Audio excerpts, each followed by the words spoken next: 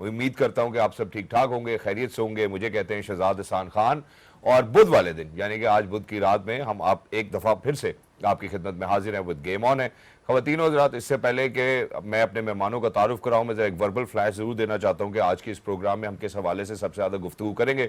Obviously Pakistan tour of New Zealand 2010-11 यानी दिसंबर जनवरी में अगर हम बात करते हैं, वेलिंगटन में मेरा ख्याल है आखिरी जो है ना हम ODI सीरीज़ वहाँ पर जीते थे न्यूजीलैंड में। तकरीबन 14 साल हो गए हैं इस बात को, यानी कि इट इज़ डिसअपॉइंटिंग, एक डिसअपॉइंटिंग आउटिंग थी वो Pakistan. Not just that, T20s ODIs दोनों पे बात करेंगे। उसके आगे चलते हैं तो ऑब्वियसली PSL का जो हम कहते हैं अक्सर कि PSL X का जो है ना वो आवे का आवा जो है वो डिस्कस करना चाहते हैं कि हम बेहतरी की तरफ जा रहे हैं, हम पीछे की तरफ आ रहे हैं, जो हमारी फ्रेंचाइजीज हैं उनके क्या कंसर्न्स हैं, इन सब, और लोगों के अंदर क्या एक्साइटमेंट है, टीम्स की प्रिपरेशन कैसी है, जो हमारे स्क्वाड्स हैं पिछली दफ़ा से अगर मुवाजना करते हैं इस दफ़ा कैसे, इन सभी गुफ्तगू के साथ मैं अपने मौजूद मेहमान का तारुफ कराना चाहता हूँ। लेकिन उनके लिए सबसे पहले सवाल एक ही है, जहाँ से छोड़ के गए थे वहीं से कनेक्ट करना चाहता हूँ, वहीं से ब्रिज करना चाहता हूँ, ये कि उनकी ईद कैसी गुजरी। और एक हमारी मेहमान है, उनको ईदी नहीं मिली थी, एक को मिल गई थी, मैं इसके बारे में बाद में बात करूँगा। लेकिन ख़वातीनो हज़रात, हमारे लिए बड़ी खुशकिस्मती की बात है कि हमारे साथ या स्पोर्ट्स स्टूडियो में, इसके ऊपर एक और भी बात बोल दूं कि माशाल्लाह PSL के कमेंटेटर्स का अभी मैंने वो देखा चार्ट आया एक पूरा,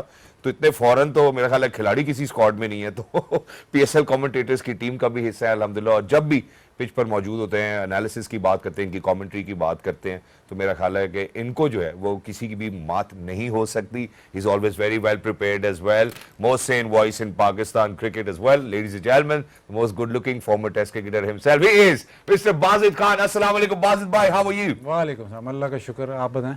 thank you so much for joining अस। ये आपने जो कमेंटेटर्स की बात की तो उसमें मैं इमर्जिंग कैटेगरी में आता हूँ या ये तो हम आपको बाद में बताएंगे, ये हमने तय किया हुआ है। लेकिन जब मैंने रूस्टर देखा मैंने कहा यार ये इतने सारे तो शायद किसी स्क्वाड में भी फॉरेन प्लेयर्स नहीं नजर आ रहे, but I think that's a good omen for Pakistan Super League as well.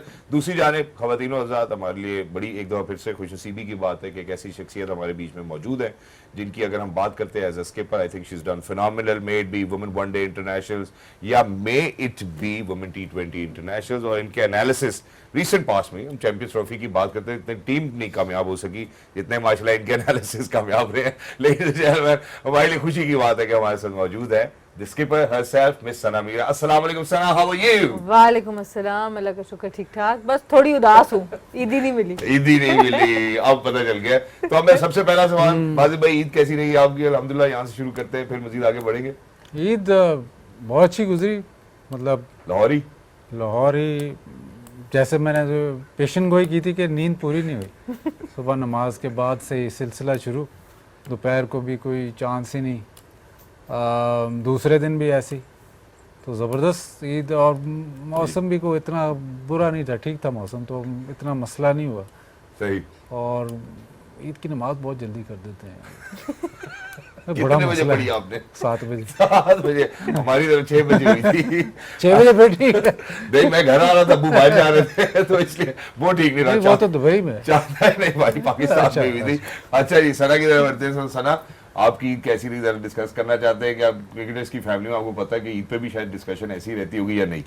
नहीं, उस पर हम लोगों का बयान होता है, क्रिकेट के ऊपर कोई बात नहीं होगी। अच्छी रही, अल्लाह का शुक्र है। एबटाबाद में मनाई तो मौसम और भी अच्छा था। बातें मुझे करती, एबटाबाद में गोश्त खत्म हो गया, इतने बारबेक्यू हुए, 3 दिन गोश्त खत्म हो गया। पूछे जरा, बाकी वो बड़ी ईद पे होता है, उसकी तैयारी अलग से करेंगे। But thank you so much guys for joining us, wonderful to have you over here. सबसे पहले बाजिद भाई, मेरा ख्याल है कि आप गुफ्तगू के सिलसिले का आगाज करते हैं। मेरा ख्याल है ये बात पहले भी हम कर ही चुके थे, एक्सपेक्टेड भी यही था। T20s में भी अनफॉर्चुनेट रहा थोड़ा सा। न्यूजीलैंड टूर के हवाले से अगर हम बात करते हैं तो 5 T20s हमने खेले, जिनमें से हम 1 जीतने में कामयाब हुआ, और 3 वनडे इंटरनेशनल थे जो कि हम तीनों के तीनों अनफॉर्चुनेटली हार गए। और रिजल्ट जो है उसमें पहला 9 विकेटों से हम हारते हैं, फिर उसके बाद दूसरा 5 विकेटों से हारते हैं, तीसरा जो है वो पाकिस्तान, वो खुशनसीबी है हमारी कि हम जीत गए। हमने डेब्यू कराते हैं हसन का और वो आके अच्छा स्कोर करते हैं, उसके बाद फिर हम 115 रन से हारते हैं, फिर 8 विकेटों से हारते हैं। फिर हम ODIs की तरफ जाते हैं तो थोड़ा ऐसा लगता है कि हम होपफुल हैं, शायद T20 में हम अच्छी टीम थे, अब हम ODIs में अच्छी टीम होंगे। तो पहला 75 रन से वो जीत जाते हैं, दूसरा 84 से, और जहां लगता है कि शायद आज हम जीत जाएंगे वहां भी हम 43 रन से हार जाते हैं। जी बाजिद भाई। मतलब ईद के बाद फौरन ही डिप्रेशन पे ले गया, फौरन। वो एक एक्सट्रीमिस्ट है ना, पहले 18वें फ्लोर पे लेके आप नीचे गिरा दिया। मसला हारने का मसला नहीं है, आपने आपको पता ही है कि न्यूजीलैंड में कब से हम 14 साल हो चुके हैं। नहीं जीते। लेकिन अगर आप इस सीरीज़ में किसी से भी बात, मतलब आम दोस्त यार या किसी से भी आप कहीं पे भी जाएं तो किसी से भी बात करें तो एक्सपेक्टेशन हार की ही थी वो, जो कि मुझे पहली दफ़ा ऐसा फील हुआ कि ये तो बहुत ही अलार्मिंग सिचुएशन है कि पाकिस्तान टीम खेल रही है और प्रिडिक्टेबल, हम कहते थे अनप्रिडिक्टेबल है, लेकिन प्रिडिक्टेबल हो गया। हर कोई कह रहा है कि यार नहीं हार जाएंगे, मुश्किल है, नहीं हार जाएंगे, नहीं हार जाएंगे, और हार ही जा रहे हैं। तो वो अलार्मिंग फैक्ट वो है। बाकी तो पाकिस्तान न्यूजीलैंड की बहुत अच्छी साइड है, वो हम उसको कंपैरिजन करते हैं कि हम न्यूजीलैंड को बड़ा हराते थे, लेकिन न्यूजीलैंड भी बहुत इंप्रूव कर गया as a white ball side, बहुत इंप्रूव कर गया।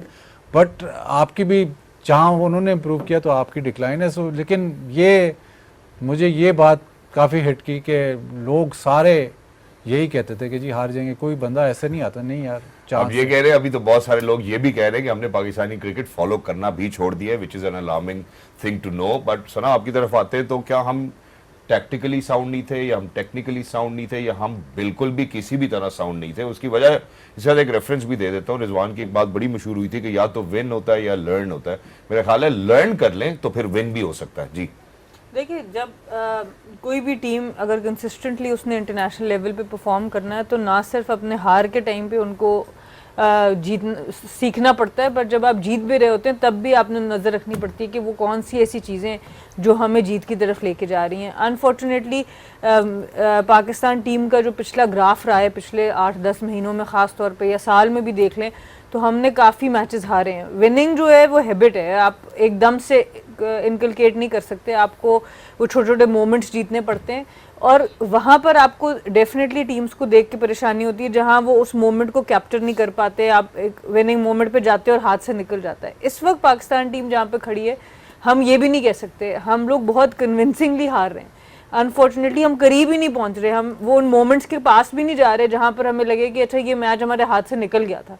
हम मैच में हैं ही नहीं। बहुत से मैचेस अब ऐसे हो चुके हैं कि जहां हम मैच में ही नहीं है, और अलार्मिंग इसलिए है ये चीज़। और जो बाजिद भाई ने बात की कि हम प्रिडिक्टेबल हो गए हैं, मतलब पहले से पता है कि ये टीम इतना कुछ नहीं कर सकती, तो ये बात बिल्कुल ठीक है कि आप करीब ही नहीं आ रहे दूसरी टीम्स के, तो ये बहुत अलार्मिंग है। लेकिन सवाल ये बनता है कि जीते हुए लश्कर में इंसान सीखता है या हारे हुए लश्कर में? इस सवाल में मैं आना चाहता हूं, लेकिन बाजिद भाई एक इसके साथ सवाल और जोड़ना चाहता हूं, जहां पे उन्होंने विनिंग हैबिट की बात की है। अगर हम विनिंग हैबिट की बात करते हैं, ऑस्ट्रेलिया में हमने हराया, ऐसा लग रहा था कि यार पाकिस्तान सरफेस कर जाएगी और ये शायद हैबिट बन जाएगा। हमारी साउथ अफ्रीका को हमने हराया। कंसिस्टेंसी के साथ क्या इशू है? और अगर कंसिस्टेंसी की बात करते हो, छोटी सी बात है कि नहीं पता लगता कितने 27-30 कोचेस तो हम बदलते हुए देख चुके हैं, फिर उसके बाद हम खिलाड़ियों के हवाले से बात करते हैं, वहां पे भी कंसिस्टेंसी नहीं नजर आती। नहीं देखें, अब ये हाल है, मतलब ये आप जो सीरीज़ बता रहे हैं सब एक, अगर पाकिस्तान को मैच जीतना है ना तो हर चीज़ पाकिस्तान के मुताबिक जानी चाहिए। टीम अगली फास्ट बॉलर 35 ओवर में आउट कर जाए, आप मैच जीत जाओगे। एक पार्टनरशिप ऐसी लगे जो 200, 150, 200 की हो जाए तो आप मैच जीत जाओगे। जो DRS है वो सारे आपकी तरफ चले जाएं तो आप मैच जीते। इनमें से एक आधी चीज़ भी दूसरी तरफ जाती है तो ख़त्म। मतलब वो अब जैसे इस सीरीज़ में भी मैच सीधा हुआ पड़ा होता था, इवन T20 में एक आधा मैच बिल्कुल सीधा हुआ पड़ा था, लेकिन आप पता होता है कि यार इधर एक विकेट गिरी और मैच ख़त्म हो जाएगा, और आपने इस सीरीज़ में ऐसे ही देखा, एक विकेट गिरी मैच ख़त्म हो गया। तो वो जो कंसिस्टेंसी की आप बात कर रहे हैं, कंसिस्टेंसी तो तब है ना कि आप में वो स्किल हो और वो कैलिबर हो कि आप कम बैक कर सकें। वनडे में तो आपके पास टाइम होता है कम बैक करने का, आप कम बैक नहीं करते। अगर आप सारी चीज़ें आपकी तरफ चलें, ये मैं ये जो 12-16 महीने में जो भी आप मैच उठा के देख लें, वनडे स्पेशली, जहाँ पे सारी चीज़ें आपकी तरफ चलती हैं आप मैच जीतते हो। जहाँ पे एक आधी चीज़ आगे पीछे हुई तो बस तो आवेगा हमारा बिगड़ जाता है। लेकिन एक्सटर्नल फैक्टर्स के ऊपर भी डिपेंड करता है ना। जहां हम कंसिस्टेंसी की मैं बात करूं, कहीं पे आपको किसी भी शेप में, किसी भी फॉर्म में कंसिस्टेंसी नजर आई है? या तो हम जब प्लेयर्स को इंट्रोड्यूस करा रहे हैं, हम डेब्यू करा रहे हैं, हम ऐसा लगता है कि पैनिक बटन दबा हुआ है, जो पहले सना ने भी बात की थी।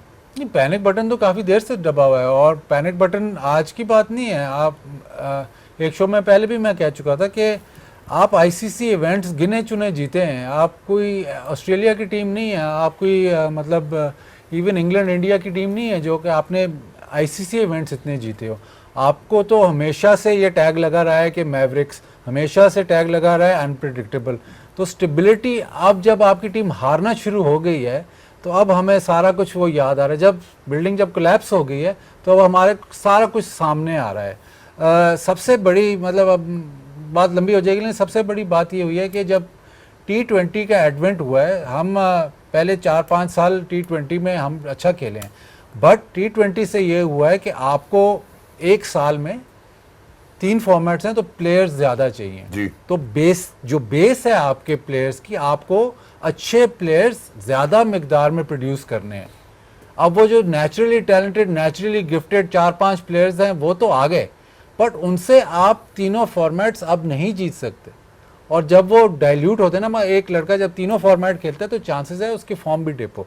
तो जब वो आ गया तो आपकी सारा फिर बात चली जाती है आपके सिस्टम पे। जिनका सिस्टम स्ट्रांग है वो टीमें सर्वाइव। तो हमारा सिस्टम स्ट्रांग है?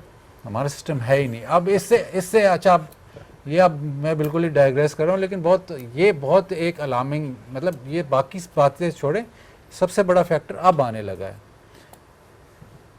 ये सना की भी फील्ड है, आप तो खैर आगे हैं, लेकिन एक मर्जर हुआ है स्टार और जियो का। जी। स्टार बहुत बड़ा प्लेयर था। स्टार का पहले मुकाबला होता था स्टार वर्सेस जियो वर्सेस सोनी ब्रॉडकास्ट राइट्स लेने में, तो कंपटीशन थी। अब मर्जर हो गया है स्टार और जियो का। अब प्लेयर माने एक ही रह गया है मार्केट में। अब जो आईसीसी के ब्रॉडकास्ट जो नेक्स्ट साइकिल है, ठहर जाए, नेक्स्ट साइकिल जो है 28 से, उसमें रूमर यह है कि वो जो साइकिल है उसमें पैसे बहुत कम हो जाए। ठीक है, अब वो पैसे कम होंगे तो पाकिस्तान, बाकी ममालिक की भी पैसे कम होंगे। जिस ममालिक में अपने डोमेस्टिक या अपने लीग से पैसे नहीं आ रहे वो बहुत सफ़र करेंगे। अभी ये हुआ नहीं है, अभी 27 में ये ख़त्म होंगे, 28 में ये शुरू होगा। स्टार ने बीच में एक पटिशन भी डाली कि शायद हमने ओवर प्राइस राइट्स ले, वो पटिशन रद्द होगी कि ये तो हो चुका है। बट नेक्स्ट जो साइकिल है उसमें जो अमाउंट है वो ड्रास्टिकली रिड्यूस होगी। तो जो बाकी जो सबको जो डिवीज़न आएगी ना, उसमें भी ड्रास्टिक रिडक्शन आएगी। तो आपके सर्वाइवल के लिए आपने अपनी डोमेस्टिक क्रिकेट, आपने ये जो एक ही प्रोडक्ट है आपके इस वक्त HPL PSL जो पैसे कमाता है, डोमेस्टिक क्रिकेट में मेरे ख्याल 2-3 अरब आप लगाते हैं जिसका कोई आपको रेवेन्यू नहीं आता। तो जब तक ये, अब वो अलार्मिंग सिचुएशन तब आएगी जब आईसीसी आपके पैसे का रेवेन्यू कम करेगा और यहाँ आपको मुसीबत पड़ेगी और आपको तकलीफ होना शुरू हो जाएगी। मैं इस बात पे आना चाहता हूँ अगले सेगमेंट पे, इस पे जरा बहुत ज्यादा एलैबोरेटिव किस्म की कॉन्वर्सेशन करेंगे जब हम PSL की बात करेंगे। बट जस्ट टू रैप, ये New Zealand, Pakistan tour of New Zealand, एक तो विन परसेंटेज की इन्होंने बात की, अनप्रिडिक्टेबिलिटी की बात की। अनप्रिडिक्टेबिलिटी कोई मसला नहीं है, मेरा ख्याल है पाकिस्तान के लिए शायद यही नाम जाना और पहचाना भी जाता है। लेकिन जब हम विन परसेंटेज की बात करते हैं, at least our win percentage was higher than the losing percentage. अब तो लूजिंग परसेंटेज ज्यादा लगती है। देखिए, हम ईद से पहले जब बात कर रहे थे इस शो पे ही बैठ के, तो मैंने एक बात की थी कि जब वनडे स्क्वाड आएगा तो तब हम देखेंगे कि जो कप्तानी T20 की ली गई है रिजवान से, उसका क्या इफेक्ट उन पे होता है। बाबर पे हमने देखा, उनकी गेम के ऊपर देखा। अगर इस सीरीज का मैं कंपैरिजन करूं कैप्टनसी का वनडे क्रिकेट में विद चैंपियंस ट्रॉफी, तो रिजवान की वो बात नज़र नहीं आई। जो आखिरी 10 ओवर में ख़ासतौर पे जो कप्तानी है, जो अपने रिसोर्सेज का यूज़ है, वो उस एट पार नज़र नहीं आए जो हम उनको देखते हैं फ्रेंचाइज क्रिकेट के अंदर। जितनी मैंने उनकी कप्तानी गौर से देखी है या मैंने चैंपियंस ट्रॉफी के अंडर देखी, तो T20 सीरीज़ हारने पे ऑब्वियसली दुख भी था, वो भी था, बट आपको पता था कि आपने बहुत सी चेंजेस किए हैं, प्लेयर्स को रेस्ट दिया, सारा कुछ किया है। पर वनडे टीम जो हमारी जिस तरह की गई थी on paper, to be honest मैं ये रिजल्ट एक्सपेक्ट नहीं करी थी। इवन दो न्यूजीलैंड में हमारा रिकॉर्ड अच्छा नहीं है, पर उनकी 7-8 मेन प्लेयर्स उस टीम का हिस्सा नहीं थे। उसके बावजूद जिस तरह से हम हारे हैं, और फिर हमारे जो डिसीजंस होते हैं अपने प्लेयर्स के साथ, मुझे एटलीस्ट जब मैंने from where I was watching it, मुझे रिजवान की कप्तानी में भी वो स्पार्क नज़र नहीं आया। ठीक है, वो एफर्ट कर रहे थे, पर बहुत सी ऐसे डिसीजंस जो जनरली इफ आप सेटल्ड कप्तान हो, आप एक क्लियर माइंड से सोच रहे हो, उस तरह की गलतियां आप नहीं करते कि आपके पास 5वां बॉलर इतना तगड़ा नहीं है और आपने चारों बॉलर से 40 ओवर से पहले बॉलिंग करा दी, तो आखिरी 10 ओवर में पूरा मैच आपका आगे लग गया। तो ये जो चीज़ें जब भी हम किसी इंसान, प्लेयर, कोच के बारे में फैसला करते हैं, हमें ये समझना पड़ेगा कि उसका कोई ना कोई इम्पैक्ट होगा उसकी परफॉर्मेंस के ऊपर। तो सोच समझ के हमें फैसले लेने चाहिए ताकि हमारे प्लेयर्स की परफॉर्मेंसेस ज़रा कंसिस्टेंट, हम कंसिस्टेंसी की बात तो कर रहे हैं, बट अगर हम बार बार ऐसी डिसीजंस करेंगे जिससे प्लेयर्स डिस्टर्ब होंगे, पाकिस्तान की कप्तानी एक ऑनर है, ये कोई छोटी चीज़ नहीं है कि आप आज दे दें और आज ले लें, उसका इफेक्ट होता है प्लेयर्स के ऊपर, और आई थिंक इसके ऊपर ज़रूर सोचना चाहिए। एग्जैक्टली, मैं एक वक्फे की जानिब बढ़ना चाहता हूं, अगर सवाल भी आपकी इजाजत हो। सवाल ये बनता है कि आप ये मैचेस देख कर नहीं थी, हमारा चैनल तो दिखा नहीं रहा था, जब हमारा चैनल नहीं दिखाता तो मैं तो देखता ही नहीं, आप कहाँ देख रहे आप तो बहुत तैयारी आप कहाँ से करते हैं? ये भी है, सोशल मीडिया से कोई चीज छुपी भी नहीं, आपको पता है हर जगह आप तो वायरल है। मेरा ख्याल है पीटीवी स्पोर्ट्स जहां भी आप चलेंगे कुछ ना कुछ आपको जरूर मिलेगा। बट हैविंग सेड सो, मेरा ख्याल है इसको रैप अप करते हैं कि अगर ऐसा लगता है कि अगर न्यूजीलैंड अपनी अंडर 19 की भी टीम खिला देता है अगेंस्ट पाकिस्तान, तो शायद इस टूर में पाकिस्तान हार ही जाता। वापस आते हैं, lot more to discuss on the other side as well. PSL 10 तराने आ रहे हैं और गपशप लग रही है और ऐसा लग रहा है कि शायद कुछ मेले का समा होगा, but we really need to see, क्योंकि एक बहुत ही इंटरेस्टिंग चीज अभी आने वाली है। गेम ऑन है, don't go anywhere, will be right back. Break पे जाने से पहले एक तो मैंने आपको ये अंतिया जरूर दिया कि हम एक बड़ी इंटरेस्टिंग चीज जो है वो आपके सामने अनवेल करेंगे, लेकिन इससे पहले कि हम ये बात करें, मेरा ख्याल है जो बात हो रही है उसी के हवाले से मैं गुफ्तगू करना चाहता हूँ बाजिद भाई से और मैडम सना से भी, एंड दैट इज कि PSL 10 बिगर देन एवर। मेरा ख्याल है ये मासूमाना सवाल है, मैं बाजिद भाई की तरफ रखना चाहता हूँ। सो बाजिद भाई, योर टेक ऑन दैट। नहीं, बिगर देन एवर तो है ही, मतलब जब मुझे याद है PSL 1 जब हुई थी, उसमें मेरा 10वां सीज़न है ये, PSL 1 जो हुई थी तब तो कोई अंदाज़ा नहीं था कि ये यहाँ तक पहुँच जाएगी। ठीक है, हम कदर नहीं करते, हम समझते हैं कि नहीं यार इसको अब होना चाहिए, वैसे इसको एक्सपेंड करना चाहिए, बट आप ये देखें कि ये वाहिद प्रोडक्ट है PCB का जो कि वाकई आई बॉल्स अट्रैक्ट करता है, और वाकई मतलब इसमें जो भी सीज़न देख लें इसमें ही आपकी कमाई होती है। तो सीज़न 10 है, अनफॉर्चुनेटली जो एक बात मुझे जो खटकती है वो ये, आपके वेन्यूज़ ज़्यादा नहीं हुए, 4 वेन्यूज़ हैं उस पर ही आप चला रहे हैं, थोड़े से बेहतर हो गए हैं लेकिन ज़्यादा नहीं। एक आधा अब टाइम आ गया है कि आप 1-2 वेन्यूज़ और खोलें, और दूसरा होपफुली अगले सीज़न जब ये 2 और टीमें ऐड होंगी तो होम एंड अवे कॉन्सेप्ट बहुत ज़रूरी है, होम ग्राउंड बहुत ज़रूरी है। आप अगर क्वेटा है तो वो मेरे ख्याल उन्होंने लाहौर या होम ग्राउंड रखा है, तो वो बात सही नहीं है, क्योंकि आप लोकल कम्युनिटी से आपकी वो इंटरेक्शन नहीं है। इस्लामाबाद यूनाइटेड का होम ग्राउंड इधर होता है तो आप देखें कि सब इस्लामाबाद यूनाइटेड वाले पहुंचते हैं, तो वो आपको चाहिए। बट आई थिंक जो हालात जिस तरह HPL PSL शुरू हुई है और जिस तरह इसका मतलब जहाँ से चला है, मतलब ये कह देना कि नहीं यार ये ठीक नहीं, तो अजूबा है कि इतनी ज़बरदस्त इतने साल ये चलती रही है, और इसमें क्रेडिट ना सिर्फ PCB को है बट जो फ्रेंचाइज ओनर्स है इनको बहुत क्रेडिट जाता है। हम उन पर क्रिप करते हैं बट उनको बहुत क्रेडिट जाता है, क्योंकि शुरू में उन्होंने पता था कि हमें नुकसान होगा लेकिन उन्होंने उठाई है टीम। एग्जैक्टली, मैं आऊंगा वापस इधर जरूर कनेक्ट करना चाहूंगा, लेकिन मेरा ख्याल है जो बाजी भाई ने बात की कि जहां से HBL PSL का आगाज हुआ और जहां पे आज हम खड़े हैं कि पूरा का पूरा PSL हम पाकिस्तान में अल्हम्दुलिल्लाह कंडक्ट करते हैं, पाकिस्तान क्रिकेट बोर्ड की एक अच्छी प्रोडक्ट है। आई थिंक दैट्स स्पॉट ऑन, इसमें कोई दूसरी दोहराई की बात नहीं है, और मेरे ख्याल में PSL की वजह से शायद पाकिस्तान में इंटरनेशनल क्रिकेट का रिटर्न भी हुआ है, it has played its role. मैं जरा सना की तरफ भी बढ़ना चाहता हूँ। सना, एक और बात जो आपसे पूछना चाहता हूँ वो ये कि ओवर द ईयर्स, अब 10वां साल है, आपने लीग की ग्रोथ को कैसे देखती है कि क्या हमने वाकई ग्रो किया है, हमने इवॉल्व किया है या नहीं किया?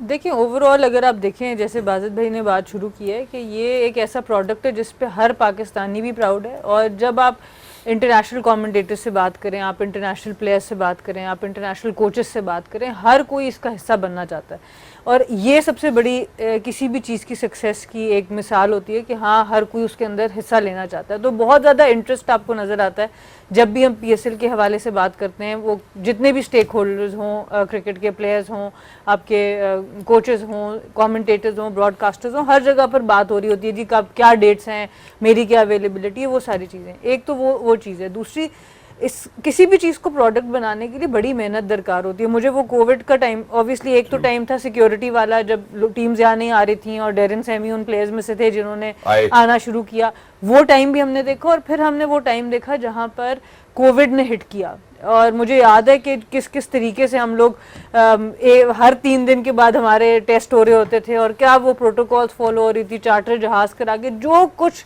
भी ज़रूरत था उस वक्त उन सारी चीज़ों को पूरा करते हुए PSL को चलाया गया, और आज हम 10वें सीज़न में मौजूद है। तो आई थिंक ये बहुत बैकग्राउंड पे बहुत सा काम होता है, और जो चीज़ अच्छी होती है उसकी तारीफ़ करनी हम सबको खुले दिल से चाहिए।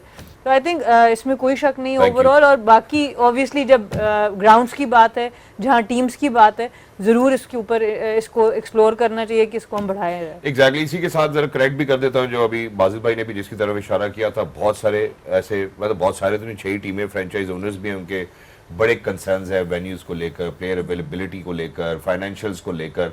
उसके हवाले से आपको क्या लगता है कि पाकिस्तान क्रिकेट बोर्ड क्या सम अप कर सका है? उनकी जितनी भी जो क्वेरीज रही हैं, सवाल जवाब रहे हैं, जो क्रिटिसिज्म फ्रेंचाइज ओनर्स की तरफ से आता है इन द फर्स्ट प्लेस, वैसे मुझे उनकी तरफ से क्रिटिसिज्म आता है समझ नहीं आता। Please go ahead. देखिए, सबसे बड़ी चीज़ जो मैं हमेशा पाकिस्तान क्रिकेट बोर्ड के लिए कहती हूँ, आज भी कहूँगी, चाहे वो प्लेयर से रिलेटेड हो, वो किसी और चीज़ से रिलेटेड हो, कि communication is something that is lacking. हम उसके ऊपर बहुत बेहतर काम कर सकते हैं।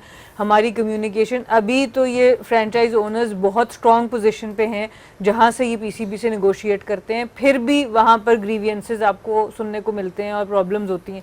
जब हम प्लेयर्स तक आ जाते हैं तो वो बहुत ही छोटे स्टेक होल्डर्स हो सकते हैं, तो हो जाते हैं। तो आई थिंक जो कम्युनिकेशन स्टाइल है, जो कम्युनिकेशन का तौर तरीका, जो कल्चर है, उसको हमें बहुत बेहतर बनाने की ज़रूरत है। क्योंकि at the end of the day जब आप इतने बड़े प्रोडक्ट को, इतनी बड़ी चीज़ को चला रहे होते हैं, इफेक्टिव कम्युनिकेशन, इफेक्टिव सिस्टम्स जो आपके होते हैं, कि अगर कोई प्रॉब्लम है हमने किसके पास जाना है, कैसे सॉल्व होगा, अगर उसको हम स्मूथ करते रहें तो वो बहुत अच्छा है। अगर आप उसको घुमाते रहेंगे तो फिर ग्रीवियंसेस बढ़ती जाएंगी और वो स्नोबॉल इफेक्ट होता जाएगा। तो आई थिंक उसके ऊपर ज़रूर काम होना चाहिए, वरना अदरवाइज ऑब्वियसली जब बड़ी लीग्स होती हैं उसके अंदर प्रॉब्लम्स भी आते हैं, मसले भी आते हैं, वो तो एक पार्ट एंड पार्सल है, बट इस एक चीज़ के ऊपर ज़रूर काम हो सकता है। एग्जैक्टली मैं अब जरा बाजिल भाई के उसी सवाल की तरफ वापस आता हूँ जो बाजिल भाई ने ब्रेक पे जाने से पहले किया था। आप बाजिल भाई खुद जो अल्हम्दुलिल्लाह after you were a test cricketer, you serve Pakistan cricket, you came into broadcasting, अल्हम्दुलिल्लाह 10वां सीजन है आपका, आप खुद एक बहुत ही उम्दा ब्रॉडकास्टर, पाकिस्तान की आवाज़ है, जहाँ भी बात करते हैं पाकिस्तान के लिए हमेशा नाम रोशन ही करते हैं। अगर हम पाकिस्तान सुपर लीग की ब्रॉडकास्ट के हवाले से बात करते हैं तो आपको लगता है कि जब हम IL-T20, IPL या हम ऐसे लीग की बात करते हैं कि हमारी broadcasting is up to the mark, number 1, number 2, Urdu commentary को इस दफ़ा जो है वो बड़ा सराहा जा रहा है, तो ये भी बताइएगा कि आप उर्दू में कर रहे हैं या नहीं कर रहे हैं। I think it will be alternate days, PTV sports पे एक दिन उर्दू कमेंट्री होगी, फिर दूसरा चैनल जो PSL दिखा रहा है वो दिखा रहा है। आपको लगता है ब्रॉडकास्टिंग हमारी बेहतर है जो ऐसे इंटरनेशनल स्टैंडर्ड्स के हिसाब से होनी चाहिए, या रूम फॉर इम्प्रूवमेंट? नहीं, हमेशा रूम फॉर इम्प्रूवमेंट तो रहती है, वो तो आप इनोवेट हर साल बेहतर से बेहतर होता रहता है। एक जो ब्रॉडकास्ट के उस तरह से मैं देखूं तो IPL को देखें तो उसमें रीजनल लैंग्वेजेस में भी कमेंट्री होती है, हिंदी छोड़ें वो सारी, मतलब काफ़ी सारी उनकी रीजनल लैंग्वेजेस में कमेंट्री होती है, जिससे बहुत बड़ी रीच है। पाकिस्तान में अनफॉर्चुनेटली ये पहला साल है जिसमें तो हमने देर नहीं कर दी, मेरे बात आते देर की है, 10वें साल में ख्याल है आके 20 कि उर्दू भी हो और प्लेयर मैपिंग भी हो। हाँ, बट प्लेयर मैपिंग तो चले, वो तो रिसेंट फिनोमेना है, लेकिन ये एक चीज़ है जो आप पहले भी कर सकते थे, लेकिन चले शुरू आपने की है। आई थिंक इसका स्कोप बहुत ज़्यादा है। आप अंदाज़ा लगाएं कि पंजाबी में कमेंट्री हो रही है 20 मतलब पूरे मैच की, तो स्कोप बहुत बड़ा है। मतलब पाकिस्तान में भी काफ़ी ज़्यादा लैंग्वेजेस बोली जाती हैं, ऐसे नहीं है। तो आप उन टारगेट मार्केट्स को फिर आप ज़्यादा हिट कर सकते हो। अभी तक तो आपने पहले सालों में तो आपने 5-5 ओवर ही किए, इस साल बड़ी अच्छी बात है कि 20 ओवर किए हैं। तो देखना ये होगा कि नंबर्स क्या बताते हैं, क्या उस तरफ आपका रुझान जाता है। आई थिंक बहुत अच्छी बात है। आई थिंक बाकी मतलब ये सिर्फ इंडिया की बात नहीं मैं कर रहा, साउथ अफ्रीका में वो अफ्रीकांस में करते हैं, तो सारी जो मुल्क हैं जहाँ पे एक से ज़्यादा लैंग्वेज होती है वहाँ पे वो डाइवर्सिफाई मतलब ये करते हैं, और इसको करना भी चाहिए। और आई थिंक ये बहुत ज़बरदस्त स्टेप है। तो बाद में एक छोटी सी रिक्वेस्ट करता हूँ, फर्ज करें इमाद वसीम की गेंद के ऊपर बाबर आजम ने कवर ड्राइव खेली है, जरा उर्दू में जरा कमेंट्री थोड़ी सी एक जुमला तो बोल देना, हमें जरा टेस्ट फ्लेवर मिल जाएगा हल्का सा जरा। ये स्टूडियो शो है यहाँ पे यार ऐसे ना करें यार, हल्की सी एक लाइन बोल दे हमारे देखने वालों के लिए, क्या हो दोनों गया? चीजें आप मिक्स करते हैं तो फिर ऐसे हर एक बंदे को 3-4 पंजाबी कह दो चलो। आइए चले जी सना आपकी तरफ आते हैं। जो पाकिस्तान सुपर लीग का हॉलमार्क या खासा जिसको कहते हैं ना, वो ये है कि नेल बाइटिंग मैचेस हमें मिलते हैं। You know that's one thing that we always, अगर मैं इस्लामाबाद यूनाइटेड को सपोर्ट कर रहा हूँ, वैसे ये सवाल है मेरा कि अब क्योंकि पीटीवी स्पोर्ट्स पार्टनर भी कर रहे हैं, तो क्या हम सिर्फ एक टीम को सपोर्ट करेंगे या हम कंटेंट वाइज, जाहिर सी बात है। लेकिन अब हम अच्छी क्रिकेट के हवाले से जब भी बात करते हैं, पीटीवी स्पोर्ट्स की बात होती है, तो आपको क्या लगता है कि ये खासा मेंटेन रहेगा आगे आने वाले अरसे में? जो एचबीएल पीएसएल में हम देखते आए हैं, पिछला भी अगर हम लास्ट सीजन की बात करते हैं, मुल्तान और इस्लामाबाद यूनाइटेड आखिरी गेंद तक डिसीजन जा रहे हैं, फिर आपको लगता है ये खासा मेंटेन करेंगे? देखिए ये तो अब प्रिडिक्ट करना पॉसिबल नहीं है T20 के अंदर, बट अच्छी चीज़ ये थी पिछले सीजन में अगर ख़ास तौर पे मैं बात करूं तो काफ़ी मैचेस एंड तक गए, फाइनल आपका आखिरी बॉल तक गया, और उसमें सबसे ज़्यादा शरारत यही करते हैं क्योंकि जब मैच लगता है कि थोड़ा सा करीब जाने वाला है तो सुपर ओवर की नारे लगने शुरू हो जाते हैं बाजिद भाई की पीछे मत देखना। तो आई थिंक ओवरऑल जब टीम्स अच्छी बैलेंस्ड होती हैं, जब इस तरह के क्लोज बैट एंड बॉल का बैलेंस थोड़ा सा नज़र आता है आपको देखने में, तो फिर मज़ा आता है मैचेस देखने का। अभी हमने देखा है विराट कोहली भी, अगर आईपीएल की हम बात करें जहाँ 250 रन बनने शुरू हो गए थे, तो उन्होंने भी ये बात की बैट और बॉल का जो बैलेंस है, तो उस लिहाज से अगर आप देखें तो पीएसएल के अंदर जो स्कोर्स होते हैं जनरली ठीक है, कुछ हाई स्कोरिंग वेन्यूज भी हैं, बट ऐसे मैचेस होते हैं जहाँ पर बॉलर्स भी थोड़ी सी सर उठा सकते हैं, और ख़ासतौर पे जब यूएई में लेग हुआ करती थी तो वहाँ पर भी लो स्कोरिंग मैचेस होते हैं। तो आई थिंक एक एवरेज स्कोर 170 180 पे ही ज़्यादातर रहता है, आपका 250 पे नहीं जाता या 130 पे नहीं आता, एक 210-20 पे भी नहीं जाता। हाँ, तो अच्छी चीज़ ये है कि उसमें आपके दोनों के पास कोई ना कोई चांस ज़रूर होता है, और आई थिंक उसकी वजह से हमें नज़र आता है कि एक बहुत अच्छा कंपटीशन आपको देखने को मिलता है कि दोनों टीम्स एंड तक रहती हैं मैच के अंदर, और होपफुली ऐसा ही हो, बिकॉज जब मैच वन साइडेड हो जाता है फिर ऑब्वियसली हम श्योर क्यों नहीं हो सकते? अपने क्रिकेट के बारे में हम श्योर क्यों नहीं हो सकते? मैं क्वालिटी ऑफ क्रिकेट पे आपसे सवाल पूछना चाहता हूं। आप इसका ये अंदाजा लगाएं कि आपने पूछा पीएसएल की सिग्निफिकेंस क्या है। एक सिग्निफिकेंस ये है कि एक फेस्टिवल सज जाता है पूरे पाकिस्तान में। दूसरी सिग्निफिकेंस आप ये देखें कि ना सिर्फ हम जो देख रहे हैं या फैंस जो देख रहे हैं वो नहीं, बट प्लेयर्स भी। अब जैसे अगर आप रिजवान की प्रेस कॉन्फ्रेंस अगर आप सुने, उसमें उसने पीएसएल का मेंशन किया है कि अब पीएसएल पे खेलेंगे। वो पीएसएल को मतलब ऐसे उनको भी पता है कि ये पाकिस्तान में सबसे बड़ा मेला यही सजना है, तो वो उसको भी लुक फॉरवर्ड करें। एक तो शायद इंटरनेशनल से थोड़ा सा प्रेशर थोड़ा सा कम होता है, दूसरा ये कि आपस में इनके मुकाबले होते हैं। अब रिजवान एक टीम से खेल रहा है, बाबर दूसरी टीम से खेल रहा है, शाहीन तीसरी टीम से खेल रहा है, तो इनके आपस में मुकाबले बहुत चलते हैं। तो वो जो फेस्टिविटी है वो मतलब आप प्रेस कॉन्फ्रेंस से ये अंदाज़ा लगा सकते हैं कि फेस्टिविटी सिर्फ हमारे लिए नहीं है, वो प्लेयर्स के अंदर भी थोड़ी सी। क्या आप इसमें ये भी डायरेक्ट कर रहे हैं कि जो इंटरनेशनल गेम्स में एक ही ड्रेसिंग रूम में शायद आपस में नहीं समझदारी का मुजाहिरा कर पाते, ये उनके लिए ब्रीडिंग ग्राउंड है कि आके अपना अग्रेशन एक दूसरे के सामने एक्सपोज करें? नहीं, अग्रेशन ठीक है, लेकिन अगर आप एक ही टीम में खेलते हो और आपको पता है कि अब इस 1 महीने के बाद हमने फिर दोबारा इकट्ठे होना है, तो मुझे तो शहजाद वही बताता रहेगा, मैंने जरा किला खड़काया है ना, तो वो मैंने नहीं करवाना। मैं उसको बताऊंगा कि मैंने तो निकल के ग्राउंड से बाहर मारा। तो वो ब्रैगिंग राइट्स जो हैं वो भी बहुत काउंट करते हैं, और इसीलिए ये जो आप देखते हैं कि मोस्टली जब ये सना ने जो मैचेस क्लोज हो रहे होते हैं, और स्पेशली जब जो बाद का जो मतलब second half of the tournament होता है, तो तब आपको ये एग्रेशन ज़्यादा नज़र आती है, क्योंकि एक तो वो ज़ाहिर है पीएसएल जीतना है, बट अपने टीममेट को हावी नहीं होने देना। मेरा ख्याल है कि इससे ज्यादा मजीद एक्सप्लेनेशन की जरूरत नहीं। सना आपकी तरफ आते हैं, ऑब्वियसली पीएसएल 10 की बात हो रही है, पीएसएल एक्स की बात हो रही है इसमें, बल्कि मेरे पास एक बड़ी अच्छी इनसाइड न्यूज भी है। अबरारुल्लाह कह रहे थे कि इसका नाम हुन 10 रख देना चाहिए, जो हमारा टाइटल रखा है। तो किसी ने हाथ जोड़े के सर जो अभी हमने रखा है वही रहने दे। अब प्रोफेशनल सेटअप की बात करते हैं, अगर हम फ्रेंचाइजीज की बात करें, हमने पीएसएल एक्स ओवरऑल अगर हम बड़े लेंस से देखते हैं तो ऐसा लगता है ब्रॉडर विजन के साथ देखते हैं या ब्रॉडर होराइजन के साथ देखते हैं तो ऐसा लगता है कि शायद ऑब्वियसली इवॉल्व हुआ है। लेकिन जब हम फ्रेंचाइजीज की बात करते हैं कि आपको लगता है कि सेटअप्स है प्रोफेशनल, अगर हम कोचिंग की बात करते हैं, सिलेक्शन की बात करते हैं, कुछ टीम्स कहती है जब हम बेस्ट फील्डिंग साइड होंगे, कुछ टीम्स कहती है हम मिडिल ऑर्डर पे काम करना है और रेवेन्यू जनरेशन है तो बिजनेस मॉडल है, जो मेला सज रहा है इससे कमाई क्यों नहीं है? प्लीज देखिए वो हम बात पिछले प्रोग्राम्स में भी कर चुके हैं, सेंट्रलाइज सिस्टम जो पीसीबी के अंदर चल रहा है, रेवेन्यू डेफिनेटली मॉडल्स ऐसे होने चाहिए कि फ्रेंचाइज अपनी एक सस्टेनेबिलिटी के ऊपर काम कर सके, वो अभी उतना ज़्यादा आपको नज़र नहीं आता। एक चीज़ जो मैं समझती हूँ कि फ्रेंचाइजेस के ऊपर जिम्मेदारी या एक रिस्पॉन्सिबिलिटी जो मैं चाहूँगी कि अगले 10 साल जो भी फ्रेंचाइज ले वो ज़रूर करे, उसमें नज़र ये आता है कि एक ही फ्रेंचाइज है लाहौर कलंदर जिन्होंने अपना एक बेस बनाया है जहाँ पर प्लेयर्स पूरे साल में कुछ कर सकते हैं। उसके अलावा आप फ्रेंचाइजेस देखें तो उनकी प्रेजेंस पाकिस्तान के अंदर उस तरह नज़र नहीं आती।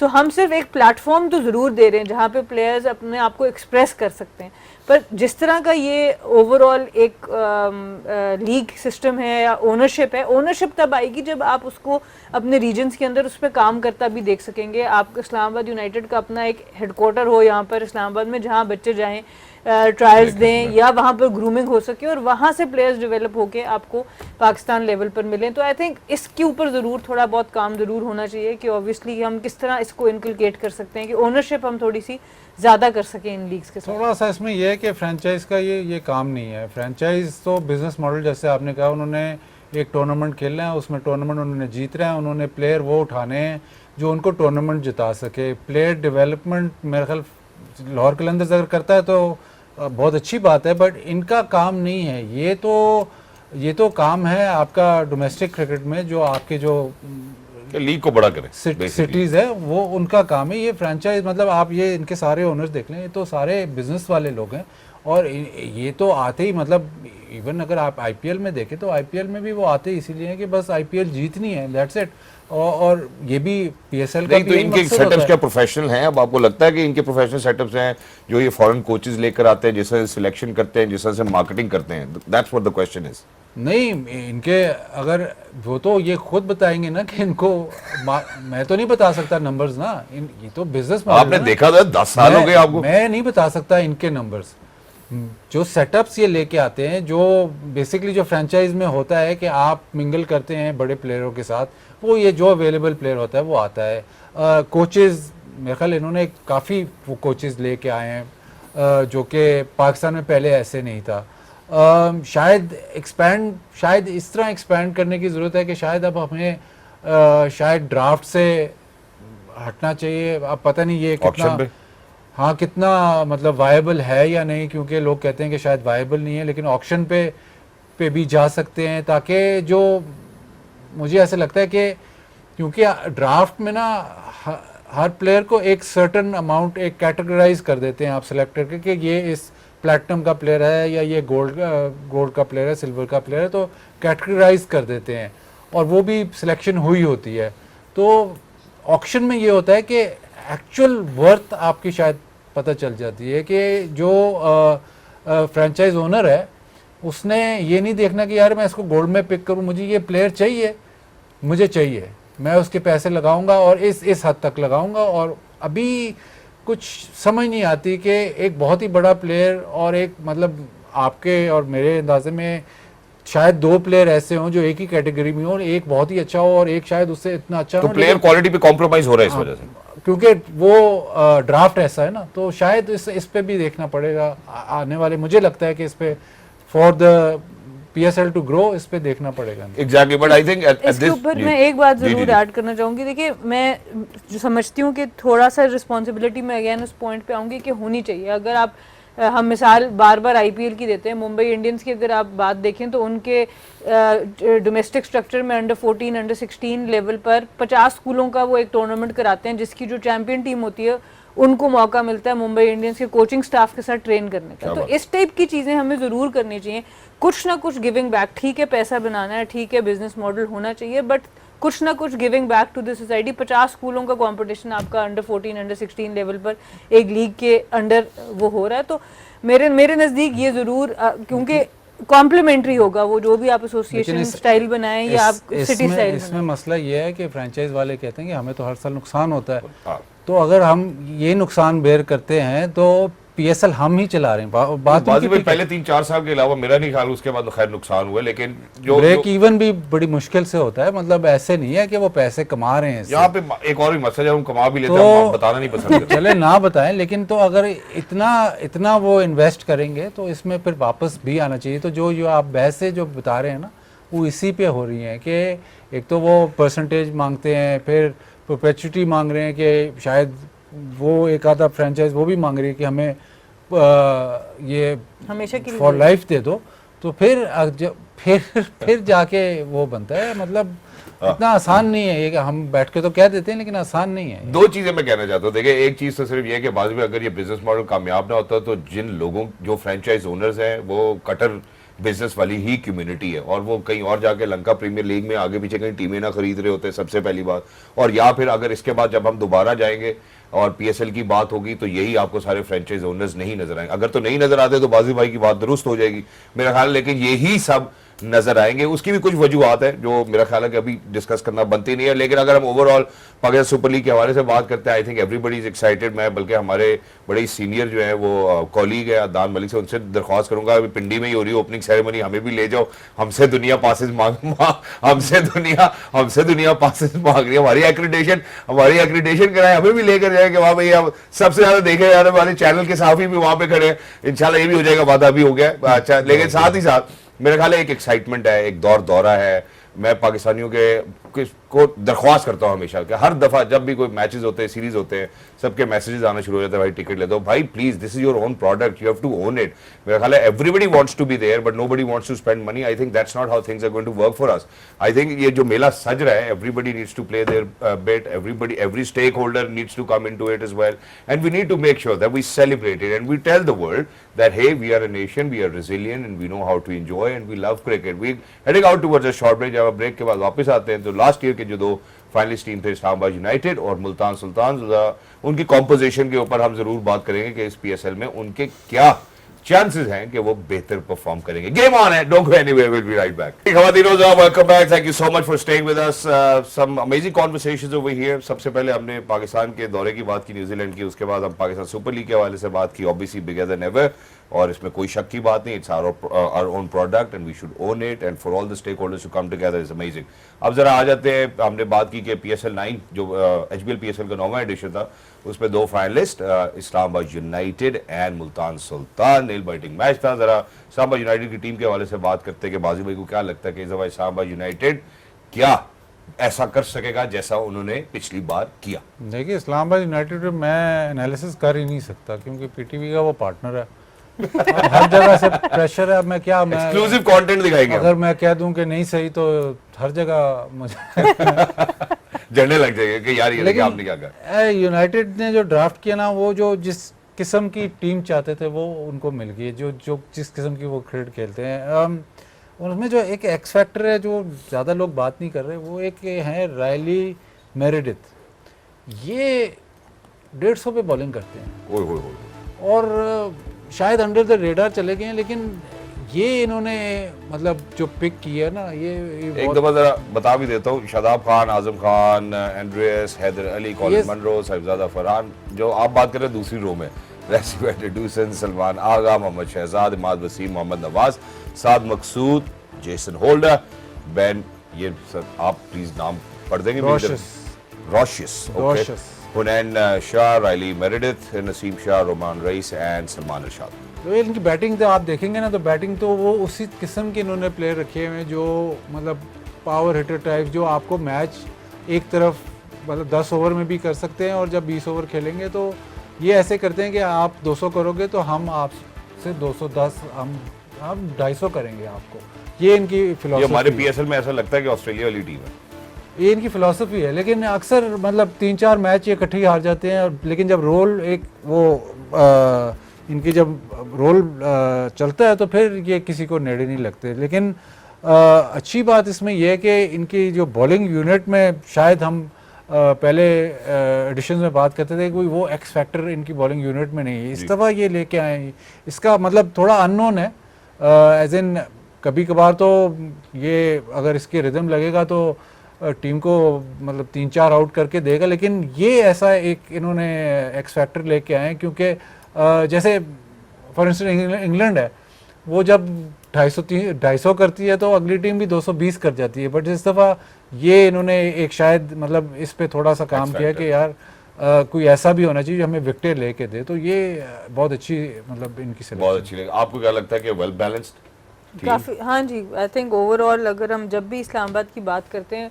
काफ़ी एक वेल बैलेंस स्क्वाड आपको नज़र आता है, और इसी वजह से सबसे ज़्यादा सक्सेसफुल ये टीम भी रही है, क्योंकि at least at the domestic level जहाँ पर हम लीग क्रिकेट की बात करते हैं, इनकी स्ट्रैटेजी बहुत ज़्यादा कामयाब है। एक ब्रांड ऑफ क्रिकेट बड़ी शुरू से इन्होंने क्लैरिटी से दे दिया है कि हमने किस तरीके से क्रिकेट खेलनी है, एग्रेसिव जाना चाहते हैं अपनी बैटिंग के हिसाब से, और बॉलिंग की अब एडिशंस अगर हम देखें तो बड़े अच्छे अब इनके नज़र आते हैं। और कोर टीम जब आपकी एक इकट्ठी हुई हो और उसको जीतने की आदत पड़ी हो, आई थिंक उसका एक बहुत बड़ा फैक्टर होता है किसी भी टीम को मजीद कॉन्फिडेंस देने के लिए। तो जो आपको वो एक मसल मेमोरी होती है ना एक टीम की अपनी, कि यार ठीक है इस टूर्नामेंट में हम लोग फेवरेट्स हैं, तो आई थिंक वो भी it helps you a lot during the good days and the bad days. Emotionally भी जरा अटैच लगती है इस्लामाबाद यूनाइटेड की टीम, ऐसा लगता है कि एक टीम एफर्ट नजर आ रहा है आपको। आप इनके कोचेस भी देखें ना तो इन्होंने हैसन को रखा हुआ है जो कि मतलब टॉप, इससे ज़्यादा ऊपर आप कहाँ जाएंगे। फिर मरहूम बेचारे डीन जोन्स वो भी इनके कोच रहे हैं, तो ये थोड़ा सा head of the curve, coaching में भी थोड़ा हेड ऑफ द कर्व रहते हैं।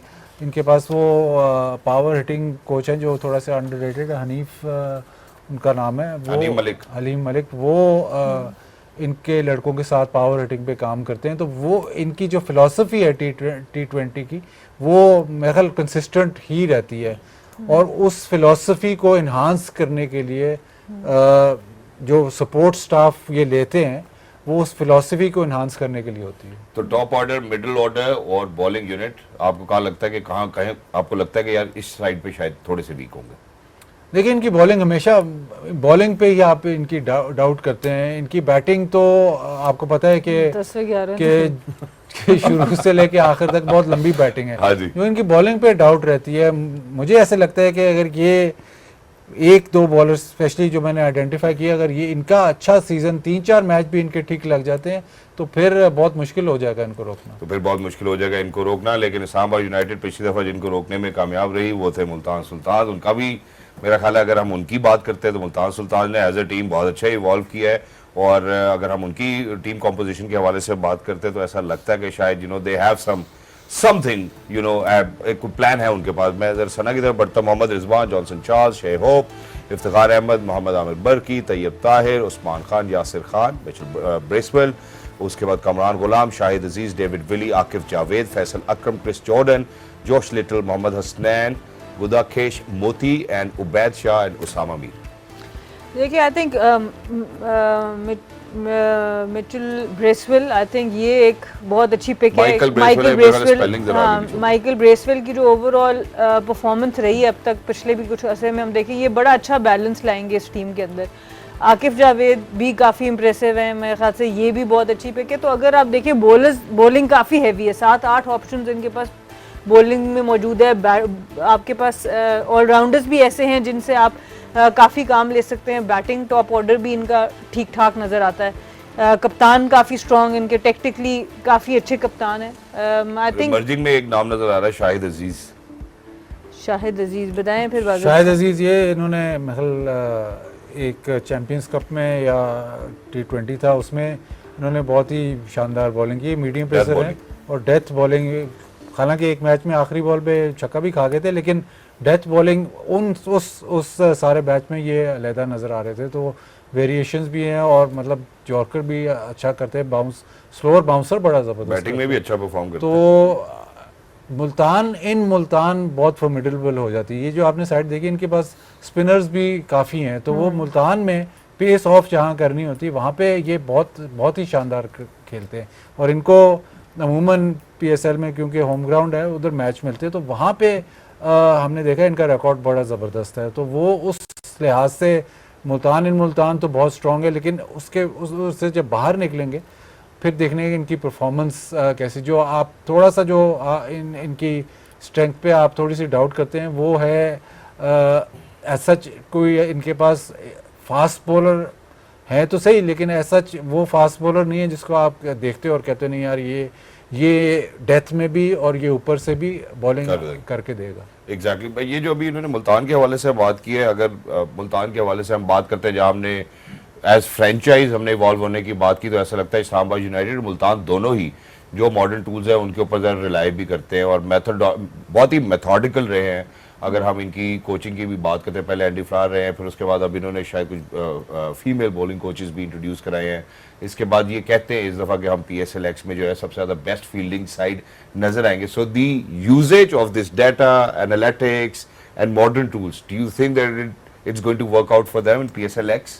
देखिए, इट डिपेंड्स कि ये इसको अप्लाई कैसे करते हैं। अगर मैं एक न्यूट्रल पॉइंट ऑफ व्यू से दोनों टीम्स की प्रोफेशनलिज्म को देखूं as far as coaching in think tank is concern, मैं इस्लामाबाद यूनाइटेड को ज़्यादा नंबर दूंगी, बिकॉज वहाँ पर जो मैनेजर हैं, जो हेड कोच हैं, बहुत रोल्स डिफाइंड है।